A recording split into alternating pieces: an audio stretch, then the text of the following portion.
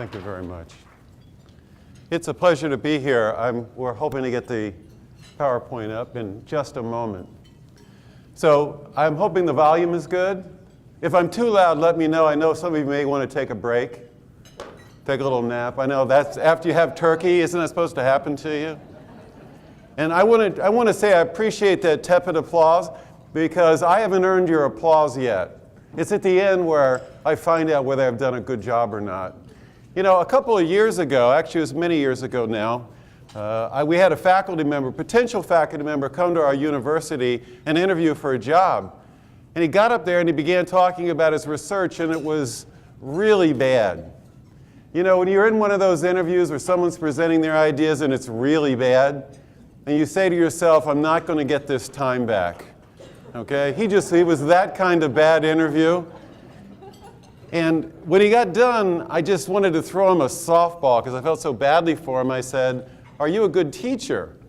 And he said, I am such a good teacher that whenever I finish a class, the students give me a standing ovation. And I thought, wow, that's pretty impressive. And again, I was a younger person at the time, and I said, is that because you were so darn good or because they are so darn glad it's over? Still unclear to me over time. Well, I've been doing a lot of public speaking over the course of my 30-year career. I've been teaching for 39, but I finished my doctorate 30 years ago in July. I was married for 30 years in September, and I turned 60 on December 19th. So those are big years, big dates, big opportunities. And I asked my wife about that 30 years, and she said to me, within those 30 years were the 10 best years of her life. And so I took that as really, really high praise. The other 20 are unaccountable somehow, but for 10 they were very, very fine. And she also said you age by 2 years every year she's lived with me, so that makes me 90. I figured if I'm having that effect on her, I'm having that effect on myself as well.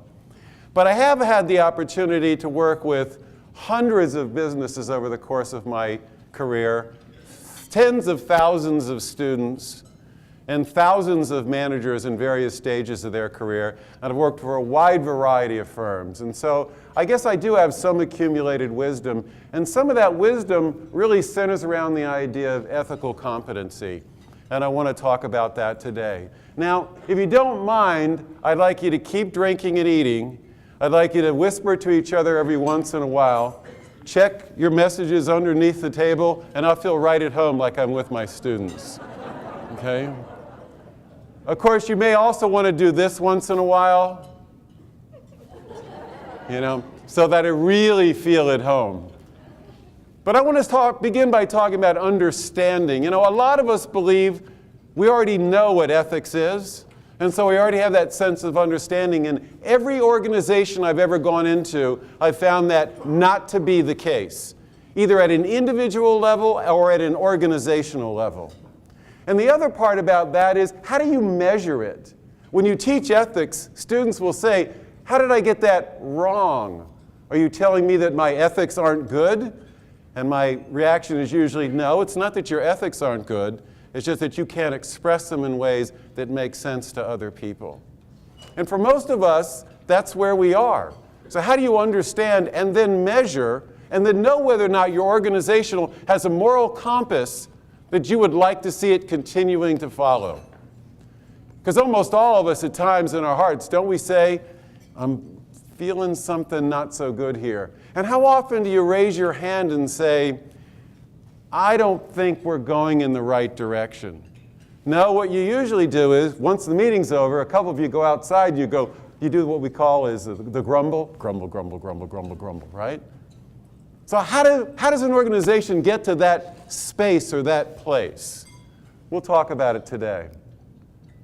This is such a dream. It works here. I was in Oklahoma City yesterday, and I couldn't get it to work. So we're going to begin by talking about what I think are some nuances about ethics that you may not have thought of, and if you've thought of them, you probably have not put them together in this particular way. Then I'm going to talk about what you should do as an individual and what you can do as an organization in order to make sure that your moral compass is following your moral priorities. It's not an easy task. In fact, it's a most difficult task.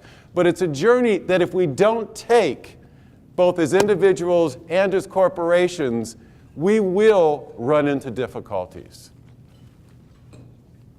Do you know this person? All right, I'm just going to ask, and I want you to raise your hands. How many of you have worked for somebody dumber than you? Now, I know your boss might be at the table, so here's what I want you to do. Seriously, the direction your boss is, put your hand up, and then do this to let me know. You know? Yeah, we've all worked for people like that. You may not want to say it out loud, but we've all worked for people like that. And don't you always wonder, how did they get there? What was a job candidate pool like that led to their hiring? Was it 100% full employment around the world? Did everyone else have either one eye in the center of their head or three heads? You know, what led to this? Okay? And why are they in charge? I don't know if it has anything to do with ethics, but it's an interesting point, isn't it? Okay? So I'm going to tell you what most people assume or they believe. One is most people believe they act ethically. Now, I have been very fortunate to do a mission where I've worked for 18 months, 1 day a week, at least 1 day a week, in a maximum security prison in the Pennsylvania area. And I went there for purposes of both my faith and also my profession. But at any rate, I worked primarily with people who have what they call long bids, or they have life sentences. And I've met men who have been in prison for 10 years, 20 years, 30 years. Most of them came in between 15th and 19th birthday, and they have murdered somebody, and they are being held responsible for it, and they are trying to resurrect themselves. And when I ask them what they are, none of them says they are unethical. All of them says they made mistakes along the way, and they're paying for them and paying for them and paying for them, but they don't believe they're unethical people today. Now, when I ask you if you're an ethical person, my guess is all hands would go up, right? Are you an ethical person? Who would not want to state publicly that they are? But if I were to ask you what are your values, you'd say things like, you shouldn't lie. So I'm going to give you one I gave yesterday. Travis will back me up on this. And I said, your spouse, this is for men only, okay? Women will ask you a question in a minute. Men only, your wife comes up to you and she tries on a new pair of jeans. You feeling me now? She says, does this pair of jeans make me look hippie? What's the answer to that? Oh, boy, a lot of unhappy marriages in here. Help me out here. This was the class participation portion. There will be a quiz, okay? Work with me here. The answer is, honey, you look more beautiful today than the day I met you. That's the answer. There is no other answer than that. Okay? Now, what if it's true that after 30 years of marriage, your wife and you don't look exactly like you did the day you got married? It doesn't matter, does it? In fact, I'd say to somebody, was that an untruth? And they'd say, well, it's a white lie. I don't know if you color them differently. They're different. How about a yellow lie or a pink lie? I don't know. A white lie. Should I wear something around my neck that says I'm a liar because I did something like that? So for the most part, we believe we act ethically. What we believe is sometimes we've done things that may not have been ethical. I'm not sure what the difference is. We also believe that everybody shares our ethical values. And why wouldn't we? Because they come from family and faith. I said yesterday, the most important value I learned from my father is the refrigerator door should never be held open for more than 2 seconds. And then when it's really hot out or really cold out, you don't open the door. You let people in and shut it very quickly because of the escape of that either warm or cool air. Any of you have like that? When my kids were younger, I used to say to them, why don't you open the refrigerator door, take a picture, shut it, develop that photograph, decide what you want, open it again, and get it. Now, I have no idea the physics of how much cool air comes out versus what the saving is. I'm not even sure why my father said it. My guess is his father said it to him. He probably used the word icebox, but he said it to him. Right? And here I am repeating it. I learned it from my family. Is it truth? Of course it's truth. I learned it as a very, very young person. Faith the same way. And for those of you that will tell me, well, I don't practice religion in any formal sense any longer, or I wasn't raised by a father or a mother, either of my parents. The truth is, you are still affected by the way in which society has portrayed both of them. But for the most part, very few of us have looked at that continuously churning clock in our heads and asked us, what portion of that really makes sense to me now? My wife came to me recently. Well, hopefully she comes to me once in a while and talks to me. But anyway, she came over to me and she said, I want you to buy a pair of shoes because you have some numbing in one of my feet. You should buy a nice pair of comfortable shoes to wear around when we walk the dog. And I looked at it and she pulled out this pair of shoes. They were $85. I said, $85 for a pair of shoes to walk the dog? And I said, there's some over there on sale. They're $30. And she said, you can afford it. And I went, yeah, I guess I can. But it wasn't my value. My value is to be thrifty. My father trained me to believe that fathers get all that's left. The worst car in the house, that's what you get. Okay, the last one to buy new clothes, that's you.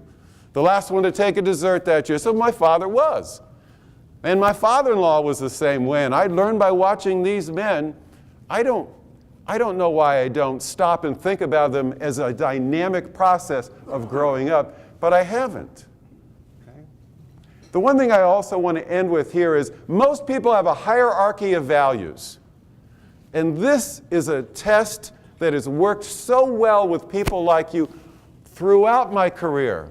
I ask people to write down the 10 things that drive their lives. We're going to talk more about it. And I said, and rank order them.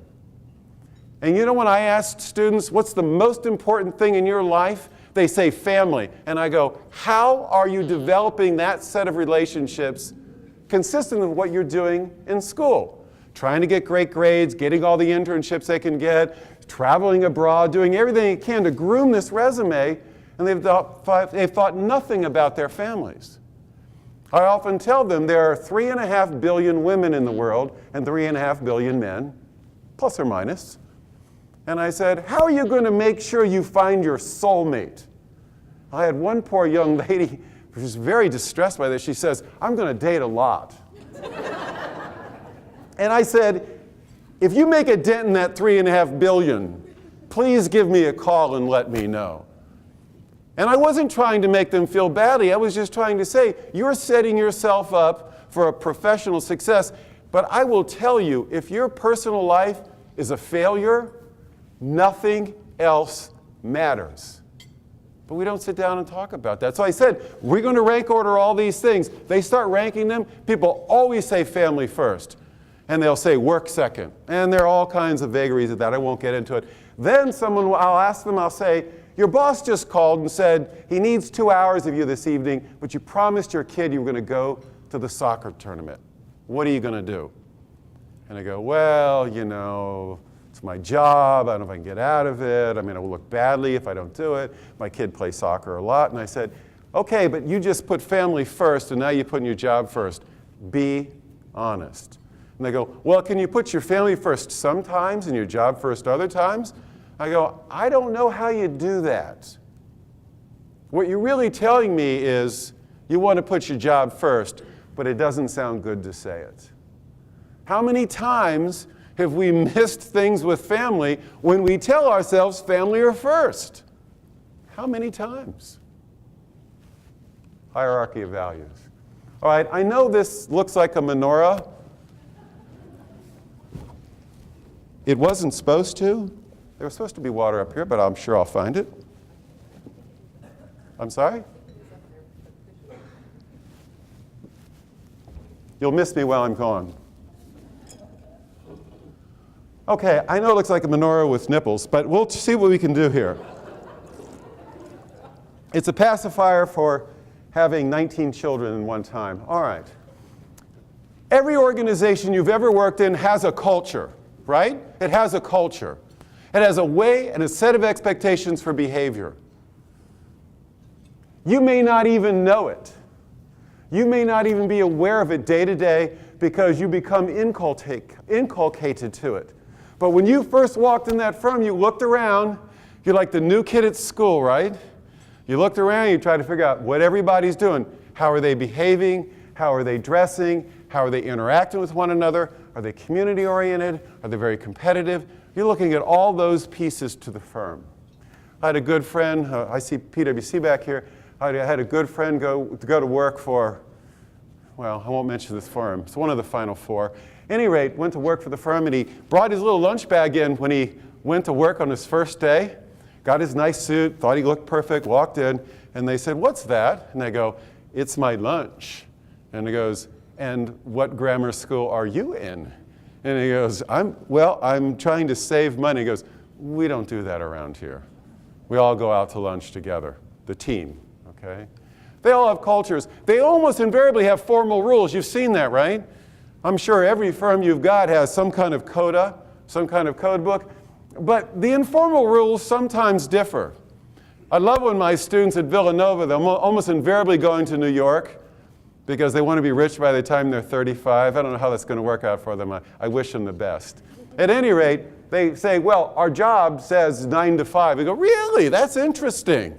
9 to 5, huh?" Yeah, and so I went in at 9 and I noticed the place was really bustling already.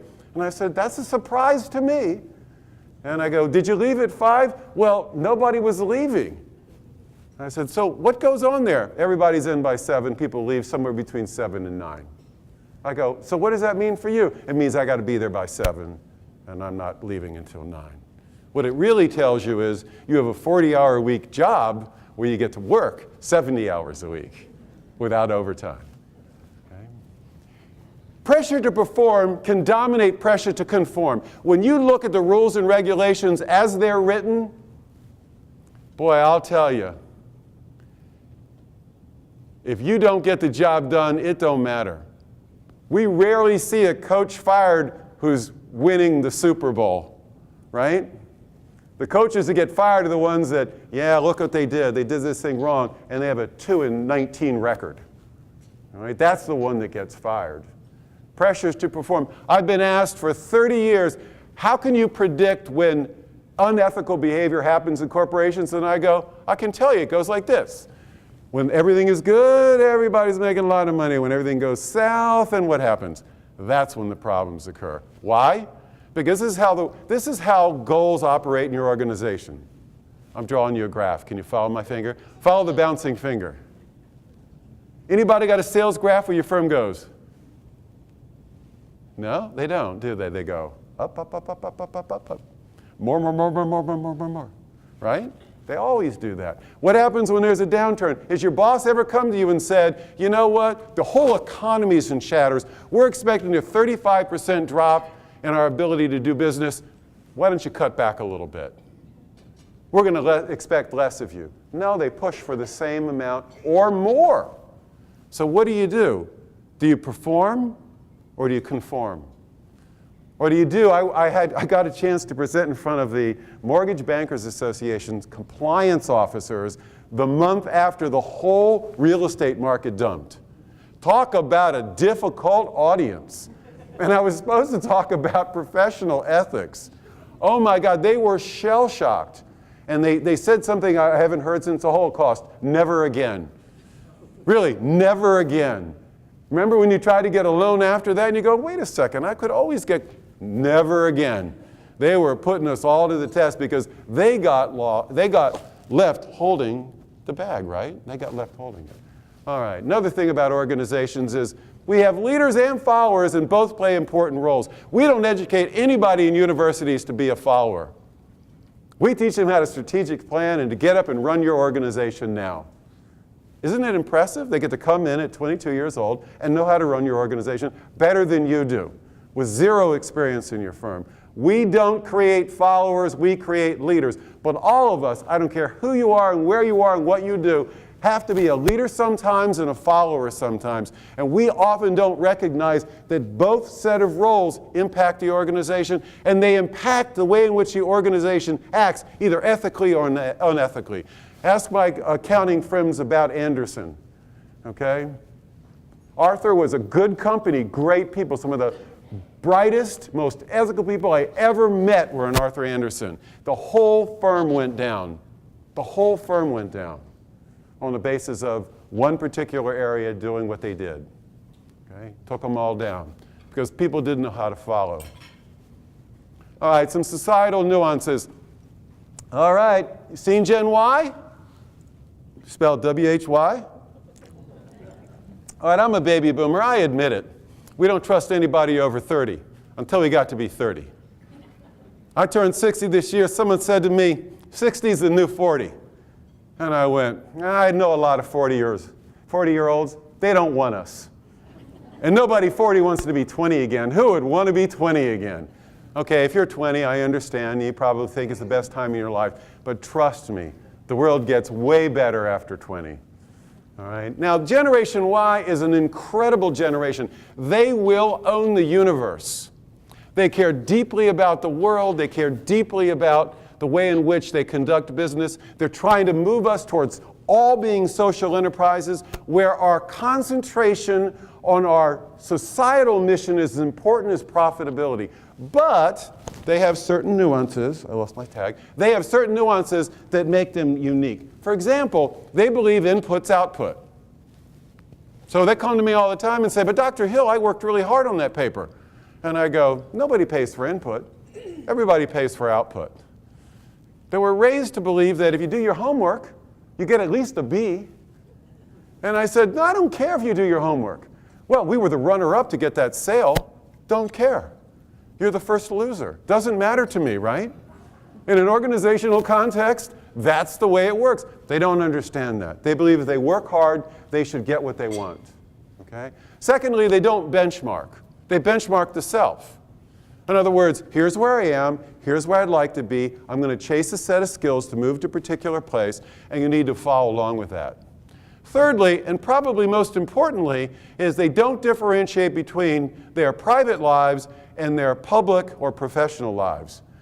Just go look at Facebook, okay, to take a look at it. Even young professionals post all kinds of stuff on there that I wouldn't have shown to my best friends.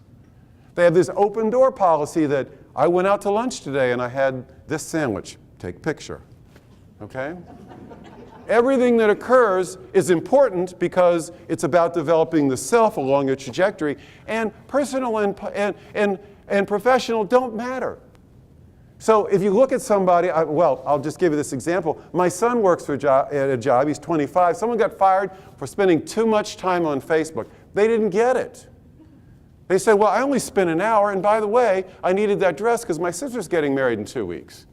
This didn't mean they didn't work hard. It just meant their lives are seamlessly contained within this continuum. They'll stay to 9 o'clock.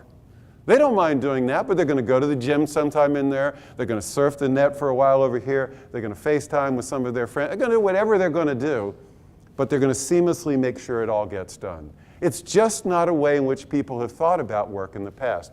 It has an impact. There are differences across races. You know, with Obama being elected president, people have said we're in a post-racial society. So we went and studied that, and we asked people. We asked Asian Americans and African Americans and Hispanic Americans, are we in a post-racial world, particularly as it relates to the marketplace? In other words, the discrimination we saw in the marketplace in earlier epochs, does it exist today? Guess what? Asian Americans, Hispanic Americans, African Americans all said the same thing. We are still discriminated against in the marketplace. It still affects the way in which we face the marketplace. And white Americans or Caucasian Americans said, no, doesn't exist anymore. Okay? Now, you can fight whether that's right or wrong. We did a national sample, a legitimate sample, but it doesn't matter. We're talking about that's what they believe. That's what people believe. Between genders, and I'm not talking about men and women. Okay, I'm limiting it to 2 genders. You're good with that? Okay, good. I just want to make sure you're awake out there. The 2 genders, right? So we have male and female. Now, I'm not talking about men versus women. I'm talking about male traits versus female traits. I'll give you an example. You're in a meeting, and a man speaks up. What does a man usually say? Well, in my opinion, this is what it should be, right? When a woman speaks, she goes, well, this is just my opinion, and I know not everybody might share it, but let me tell you how I feel. Very different set of styles. One is focused on, I want to stand out, I want to go with my club, hit a pterodactyl over the head, drag it back to the cave, and we will all eat. Okay? That's one. The other one is, if I'm the pterodactyl, okay. But first, let me give you my perspective. Very different ways of thinking of things. Very different ways of thinking about people across socioeconomic classes. We have a great divide in this country, and I'm not just talking about the top 1%. You know, I'm Joe Thousandaire. I can live with that, right?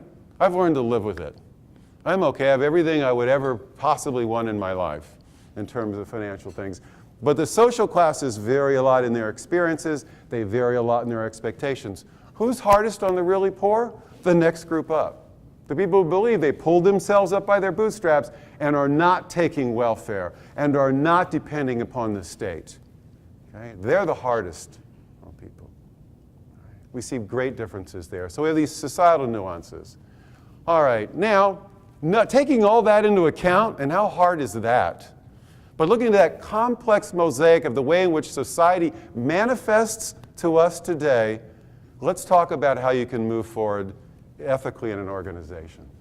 And I know we have 50 minutes, right? That's what they told me. I had to speak for exactly 50 minutes. And I had a student once tell me, Dr. Hill, I really enjoy your classes, but unless you're Bruce Springsteen, we're getting out of here at 9, okay? So let's go the same way here. You're getting out of here at 1 o'clock, and I recognize that. All right, so moving forward, most organizations have no process for determining their ethical compass, their moral compass. None. I was a dean out in Portland, Oregon for 7 years. Well, I was there for 7 years. I was a dean for 5.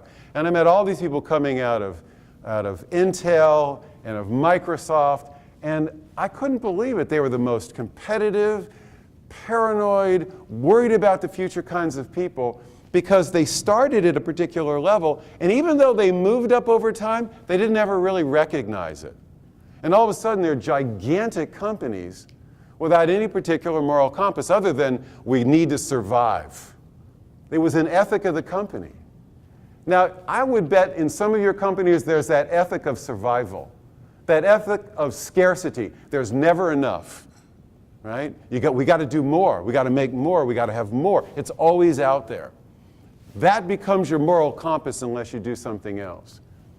If you move one step up on the ethical maturity scale, you go to legal compliance. I don't know if there are any attorneys in here, but attorneys do very good things for society. I'm not suggesting that they don't, but usually what they do is driven by reaction and fear. I do these long races, bike races, 100 miles sometimes. I sign away everything. I have a waiver before I can get out there that's this long just to ride my bike, okay? With a nonprofit organization that I'm giving them $100 to let me ride 100 miles. Almost everything we do, we have to sign away all of our rights because of fear. And a lot of organizations do things or don't do things out of fear. And that's a poor motivation for ethical behavior. The third is top-down, and if anybody really comes up with a coda, usually it starts at the very top of the organization. That suggests that the people in leadership roles really know what's going on and no one else does. Now, they have that 30,000 feet, in a lot of companies, that 30,000 feet viewpoint, so they do get a picture of the larger organizational context. But the question is it a lack of trust? When I want to know what the best food is in a restaurant, do you go to the manager or do you ask the wait staff? Who do you ask? You go to the wait staff, right? I had sushi in a Japanese restaurant. Interestingly, it was all Chinese making the sushi. I went over to the Chinese people making the sushi and I said, "What's fresh today?" No one else would know except for the people making the sushi, right? Well, this is a way of looking at things that suggests lack of trust, because the top feels if we don't impose our will on everyone else, we could end up in a place that's more chaotic. So I suggest a bottom-up risky strategy that demands mutual respect. Travis has been my guide. Where's Travis today? Where is he? Travis has been my guide for the last couple of days. I've been in his office. I look at the way in which his people look at him and think about his job. You can tell they feel respected in his organization. They don't feel like a cog in that wheel. They feel like part of the process of creating good in society and working with the people that they work with. Okay? It's a risky strategy because you may not like what you hear. Okay? But it's the best strategy. All right. I'm going to spend just a minute on individualism versus relativism. I'm sure you all understand what it means. We're an individualistic culture, which means we want to be seen as unique. There are certainly lots of collectivist culture where they don't want to be seen as unique. They want to see as fitting in. I like being an individualistic culture. That's my favorite place to be. But I am against relativism. I think in a multicultural world, we have erred on the side of saying, well, I'll be quiet about what drives me because I don't want to offend what might drive you. So I'm a Christian. I wear it on my sleeve. I wear Christ on my sleeve. You don't have to, but I won't let anybody ever tell me not to, because that's the way I am. Now, when someone comes to me with a very different perspective, I am always respectful of it. Okay? But the relativism has taken so many of us, it has taken the faith out of us. And I don't mean just faith in God, although it's a large part of it. It's taken the faith out of us. The faith to have the courage to say how we really feel. My son was in Nolans when Katrina hit. And they didn't want to cheat on their university. They were at Tulane, so they decided to go abroad. That's what they told us. He spent a lot of my money. But at any rate, he would go into these pubs in Ireland, and they'd go, oh, you're American. You must tell me all about. And he would go, wow, no one in the United States confronts you on things. Politics, religion, the abortion debate, the classism. No one talks about racism. He said he was just flabbergasted that they had these conversations. I don't know if they're good conversations or bad conversations, but they were at least talking about the issues that drive a society. And I think relativism has been a problem. All right. Now, he's on a stone. I know yesterday people were wondering what he was sitting on. It's a kind of throne, I guess. But at any rate, I'm not saying you can't reflect your own way, but this gentleman has his own. All right, here's what we're going to talk about: individual reflection. First of all, I would like every one of you to develop your own individual 10 Commandments. And I've done this in dozens of contexts and firms and associations, and I've never had one person ever walk up to me and say, you've offended me by bringing up the 10 Commandments. Muslim, Hindu, Sikh, none of them. Because all of our religions have a coda. But the 10 Commandments is one that virtually everyone in every context understands. What I find most interesting is most of us don't know the 10 Commandments.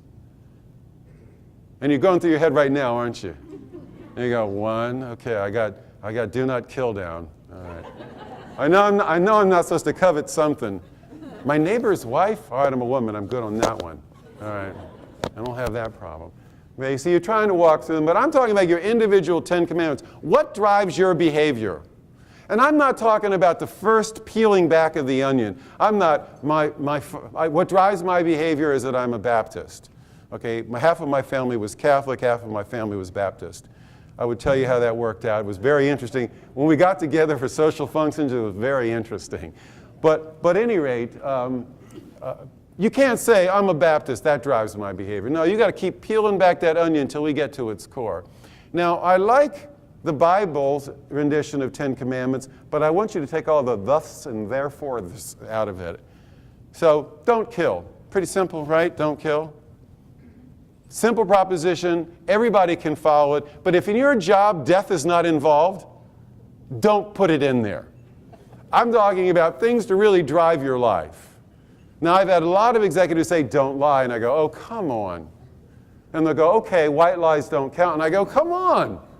How can you have a coda where you say, but there's a category down here in which I can violate it? So you have to have enough specificity in it so that it really drives your behavior. You take the time to do this, it's a most worthwhile task. Typically, you need a moderator to sit down and go, girl, that ain't working. Okay, because you have to drive it down to the point where you really have, and 10 is hard. 10 is hard. I accept nothing less than 10. You can't come up with 10 guides, and they have to be collectively exhaustive. That means any situation we come up with, there's a guide in there, and it has to be mutually exclusive, which means here's one that says, do not kill, another one that says, whatever my country asks me to do, I will therefore do. You can't do them. They don't work. Because your country might ask you sometime to do something else. So what do you do in those situations? All right, you develop your 10 commandments. What I ask you to do is think about both prohibitions and responsibilities, right? It says do not do this, but do some other things. Errors of commission, going out and harming another individual, is different than forgetting to go out and do good. Travis went out and did good. He could have decided that a person he brought to the United States, it's not my job. But he said, no, it would be an error of omission to not do something that's right. I had a person that came to us, and she had a disability, and my boss blatantly told me he was not going to hire her because of her disability. Let me say that, my boss's boss. This is a while ago. And I went to my boss and I said, that's wrong. It's against the law. And he goes, yeah, but I'm not going to fight with him over it. And I go, yes, you should. I said, as your employee, I'm telling you, I can't go to him and tell him, but I'm going to you. I'm on record of saying this is wrong. What you did was wrong. He said, well, I'm going to back away from it. All right? So it's both. The other thing is, I talk a little bit about moderators. Our job is to find contradictions. And I could take you through one. I'd probably make you laugh if I did it, but it probably wouldn't be worthwhile given the timeline we've got. Okay, so what happens after the individual comes up with their own coda? They put down their 10 commandments. Usually we type them out so they fit into your business card size, and you can put it in your wallet, and you can look at it anytime you need to. You got a moral quandary, you feel it in your gut, you pull that card out, and you bolster your ability to do the right thing. You do. I always suggest people put the real 10 commandments on the back, but that's just a separate issue. You know, your 10 commandments, the 10 commandments. Your 10 commandments, the 10. You got both of them, you got it all. But what we're talking about here is, what do you do in a work team? This is the difficult part. Now I get everybody together in a particular work team. I try to keep it to 8 to 10 people, but it varies. Sometimes you may have to break up work teams into parts. And now they sit down and they try to seek consensus. You know, the most interesting part of this is they will sit there and they will go, I can't believe you don't have this on your list. I can't believe you don't agree with me. I can't believe you don't see this as a problem. But eventually you have to come to consensus. You have to come to the 10 that your work team is willing, okay, and we limit it to peers, is willing to think systemically about the organization and in ways that they would be willing to put the set of values on display and publicly hold each other accountable. Think about that. Now, would Arthur have been different if they had done that? Would Enron have been different? And don't put Arthur and Enron in the same boat. They're not in the same boat. Would they have been different if they had had this on the wall? If somebody could have pointed and said, I am charged with the responsibility of doing this. I don't know if it would or wouldn't, but I'll tell you this. People sure would have known what they were doing wrong. Okay. Now I want to get to intergroup. So what do? You've got a work team. They've got their set of values. Now you begin working up the organization. You continuously move up the organization. Okay. Depending upon the size and its complexity, it can take a short period of time or a very long period of time. But it's a very worthwhile thing. One person from each team comes out, you and you and you, and you lobby for your 10. Everybody gets together and you try to come up with another set of consensus. I can walk you through how it works, but I'll tell you, it does work. People get it done. And they get it done because I do a couple of things. One is I say, here's the amount of time, you got to figure it out. You don't figure it out, then your group does not have voice. Once people realize if they don't come up with their 10, the organization moves on without you. So it's a great incentive to be able to come up with something you agree on. Secondly, you have to all agree on those 10. You can't say, I like 9, I don't like 10. Nope, they don't go forward until everybody agrees. And if you represent this work team, you've got to come back to them and say, this is what we're coming to, what do you think? The individual spokespeople, they work together in regular interactions so they figure it out. And my job as moderator, or any moderator, comes in to help negotiate that. Because sometimes it gets down to wordsmithing. It really does. And I'm not a big fan of it. I say fewer words is better. Because the more words there are, the more escape clauses you've got, right? Okay? This will, as we work up the organization, lead to a code of ethics. A bottom-up code of ethics. So that everybody in your organization has played a role in its development. Okay? Now, typically from here we go to the board. Okay? And I want to talk a little bit about exchange theory. First of all, this only works when you take this coda to the board, as if the board of directors of your company or whoever it is that oversees your firm has respect for the individual members. And I've been on a number of boards that don't respect the people that work there. If they don't respect the people in your job, then that's a big problem as well. Okay? Board management is a serious issue in the United States and probably around the world. Because I've seen a lot of boards end up with people who pretty much go along with what senior management wants to do. What you need is real, true oversight of activities. Okay? Now, you choose the people that help you bring this forward very carefully. Just because you want to do it because you like to have that kind of attention, that's the kind of person I am, just because you like it, it may be Tammy's better over here to be the one to do it. Because in this particular group, she may be quiet, but individuals have this respect for her. So have her come forward. Okay? Choose people that are throughout the organization. You shouldn't, as you move up the food chain trying to figure out what we're doing, you shouldn't take people at the bottom and say, their voice has been heard, they're no longer important. If you've gotten 10 levels throughout the firm, all 10 levels, or at least 5, of a mixture of levels, ought to be part of this negotiation with the board. Okay? You start every conversation about, what do we all agree on? What can we all agree on? Right? There are 3 buckets you work on. Here's what we agree on. Here's what nobody seems to get. And here's something in the middle. Now, fix the stuff you agree on. Why? Why do you start there first? Because you start with success. Right? You never go to the hard stuff to do because you just get down into fighting. Start with what you agree on, move to the middle ground, and see if there's value in where there's disagreement. And part of it is giving up yourself. You have to use what John Rawls calls a veil of ignorance. You know, many times in my job, I feel like I have a veil of ignorance on. That's because my boss doesn't tell me anything. But the real true veil of ignorance, what if we lived in a society where you didn't know who you were? You didn't know if you're black or you're white. You didn't know if you're male or you're female. You didn't know if you're rich or you're poor. What would you want the world to look like if you didn't know any of that?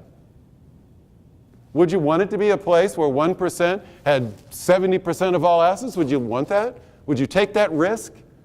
The possibility of being the other 99%? So Rawls says, put that veil over top yourself. I don't know if you're from India or from the United States. I don't know if you're male or female. I don't know if you're old or young. I don't know if you're infirmed or healthy. But if you look at the odds, okay, you're going to start choosing a coda that makes sense so that everybody has equity, not equality. We make a mistake of thinking the world should be equal. It shouldn't be equal. It should be equitable. That means we all have the same opportunities. Okay, voices are heard throughout the firm in the presentation to the board. Now, I'm going to go through and answer the questions that I would ask if I were you. Why? Because I know the answers to these questions. I might not know the answers to your questions. So it's like any good quiz. I only ask questions of my students that I can answer myself. Okay? Why build such a code? You know, a lot of people do it because they're fearful of getting into trouble.